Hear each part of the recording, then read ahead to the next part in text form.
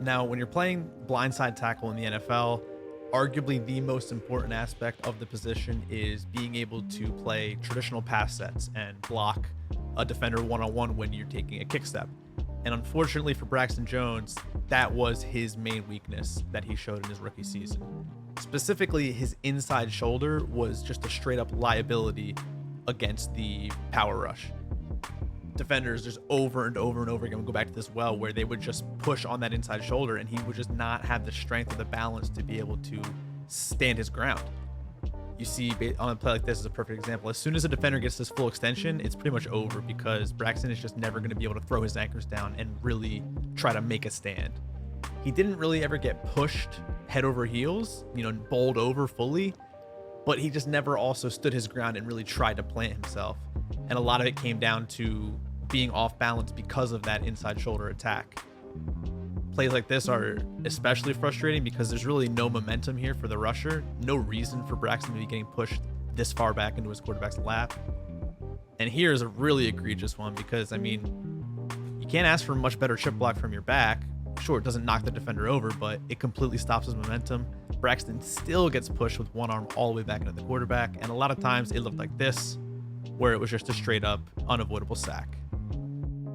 Maintaining a good depth was a problem just in general for Braxton.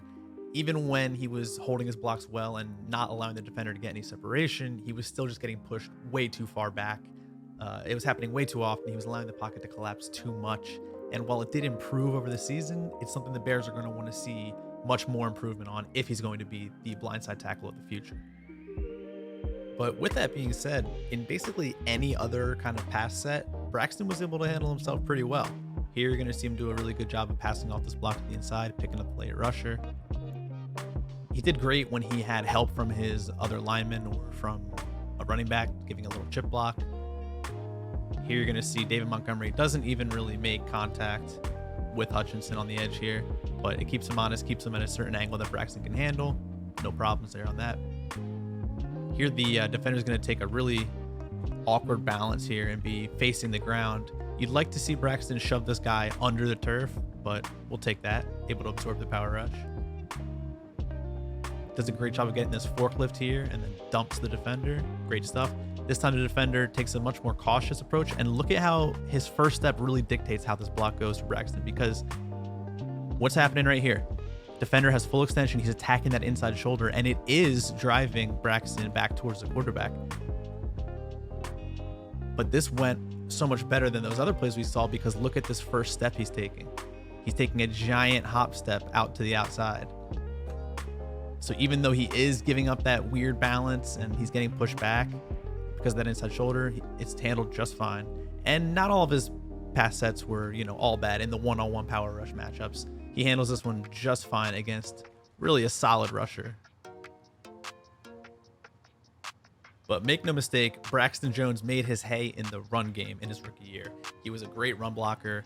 He could handle himself on solo blocks. You saw a lot of this on the front side. They would just ask him to seal, get a little scoop block. Here he gets a great job reaching into the inside, sealing off that lane for a touchdown. He could also move a guy, create some space if he was on the front side of these, short yardage runs. If they needed him to get to the second level and pick up a linebacker, no problem with that either. He has the speed for it. You saw this a decent amount, not a ton. I'd like to see more of it, where the Bears would flip him over to the right side of the line. Does a great job of passing off this block to the guard here. Actually, I should say that's Riley Reef, another tackle. Grabbing another block and then getting his butt facing that sideline. That way he can really seal off this lane right here for his running back. Great stuff.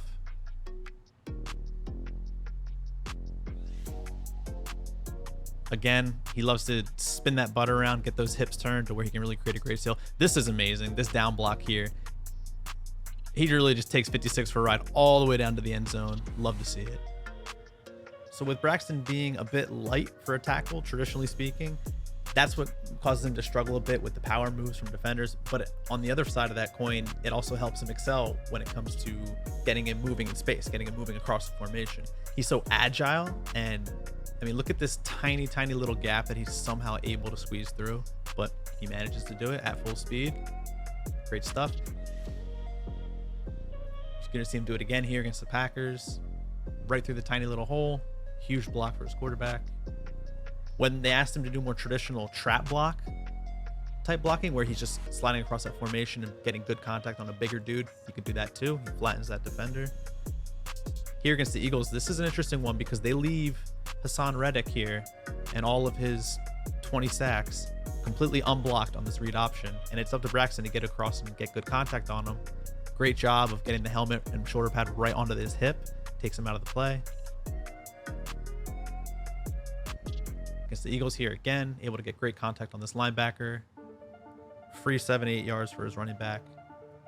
Love this play. Just shows some great vision and patience from him.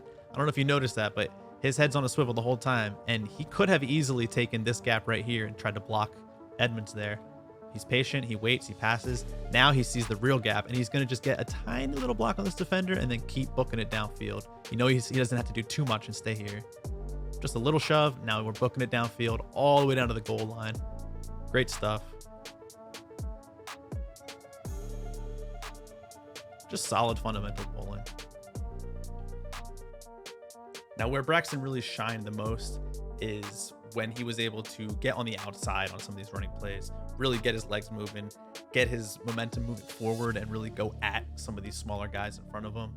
A lot of times when you see him on the front side of these outside runs, the Bears would love to down block either a wide receiver or maybe a tight end, have them come in and take a guy out who's in front of Braxton and let him loop around to the outside and just demolish one of these small guys on the edge.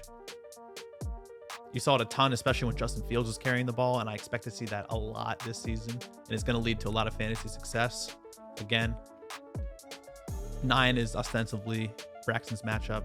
St. Brown's going to get in the way. Braxton's going to loop around to the outside, make a little dude make a business decision.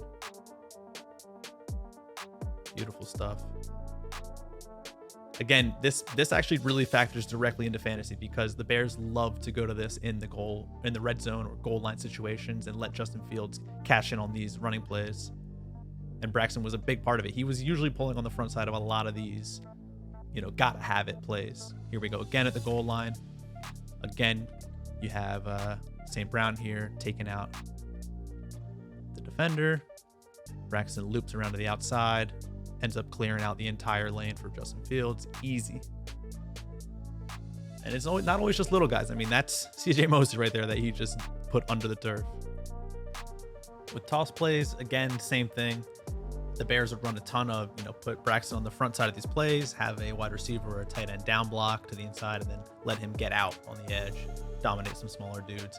I don't have a ton to add here because it's not totally, conducive to fantasy success for Justin Fields directly, but it is a major strength of Braxton's game, and it's something I wanted to highlight.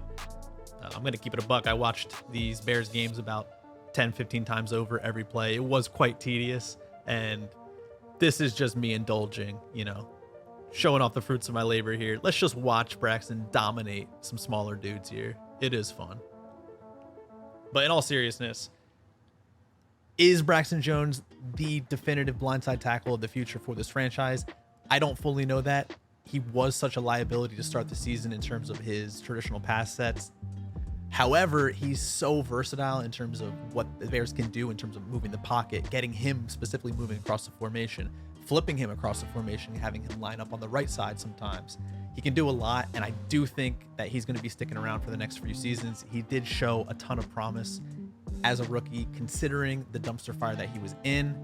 And I just think he does jive really well with what they want to do with a mobile quarterback and really embrace that mobile quarterback, really embrace moving the pocket. And let's just take a look at this play. This, in my opinion, should go on his career highlight. Let's start this one over. He gets a pretty solid block here on the edge on that linebacker. He erases him from the play, gets his hands on another assignment there, goes for a little 70-yard sprint, looking like Larry Allen on that one play. Let's go, baby. Now, he doesn't actually block anybody downfield, but he's first one there to pick up his running back. Good shit.